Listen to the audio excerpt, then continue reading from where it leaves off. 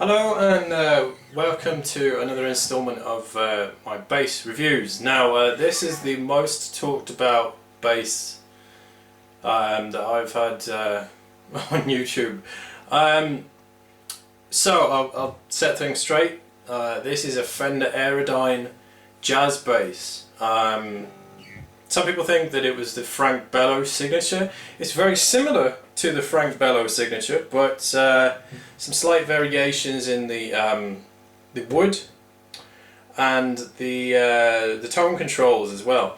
But yes, this is a Fender Aerodyne jazz bass. Nice black finish with a cream binding around the body.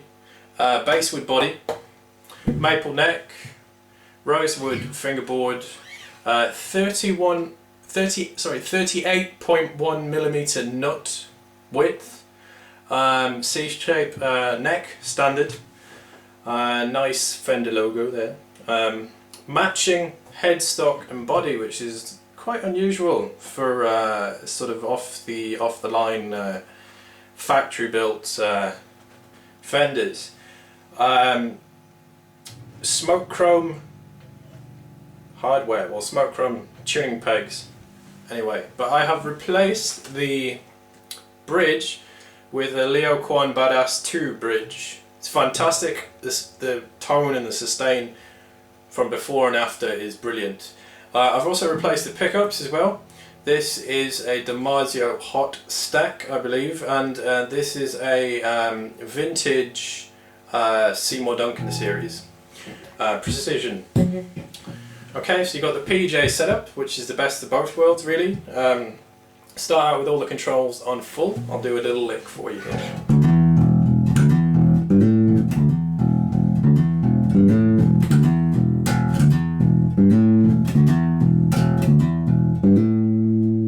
Okay, turn the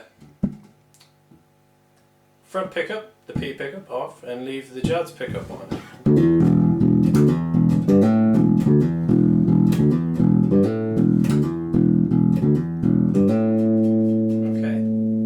Vice versa, turn the jazz pickup on and leave the P pickup on.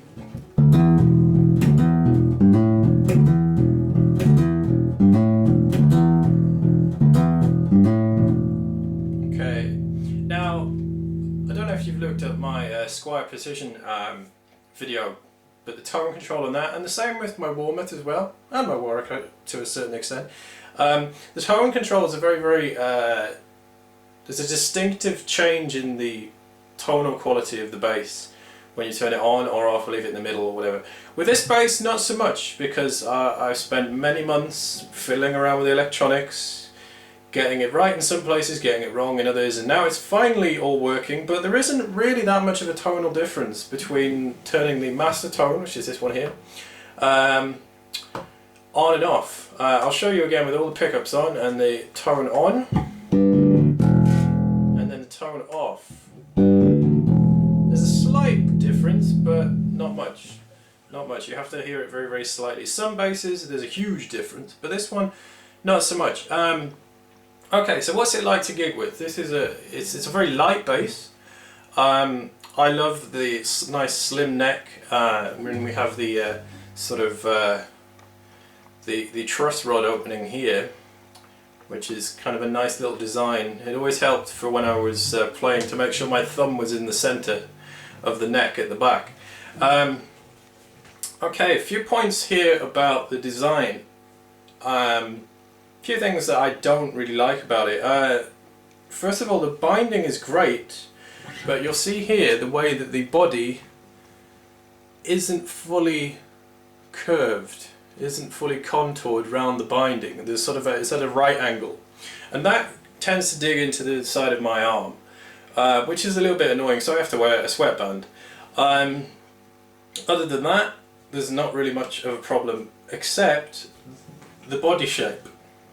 This isn't a standard body shape, so it means if you want to look for a hard case, there are hard cases available for this, and ones that will fit this, but a standard jazz bass case won't always fit. Sometimes it will, sometimes you have to sort of depends which manufacturer you go with. I've had problems in the past when I said, can I have a case for this? And he's like, yeah, okay, what do you need? Jazz case. And I was like, okay, put it in, doesn't fit. Molded jazz cases usually don't fit. But yeah, you need to hunt around if you fancy getting some of these, because I noticed that a few people were quite interested in buying one of these. I wouldn't say anything against it. Just be aware of that if you want a hard case for it. One thing I haven't talked about is strings. I've changed strings many times, many different manufacturers and so on. I've finally settled on Road to Sound nickel wound strings, which is the blue here, and they're great. They don't wear as much away at the frets as stainless steel strings. They do give you quite a lot of punch, and they do last for quite a while. So it's sort of in the middle between stainless steel and those coated strings, which in my opinion feel horrible. So yeah, they're great, and the gauges that I use are on all my basses are 40 to 100 on all of my basses. So I hope that's cleared things up about this bass. It's a great bass, very versatile, huge variety in tones, from the kind of funky P bass tone to the sort of jazzy Jacko sort of style tone here with the bridge pickup. It's lightweight. I think these retail for about £700-ish. I got this on a really good deal on eBay many years ago, but and they have made a few modifications. This is a 2003 model, and I noticed that the newer models have a few slight variations on them compared to this. Okay, so I hope that clears everything up about this bass. Any more questions about it, any queries, comments and so on, please let me know, but I hope that clears everything up. Thank you.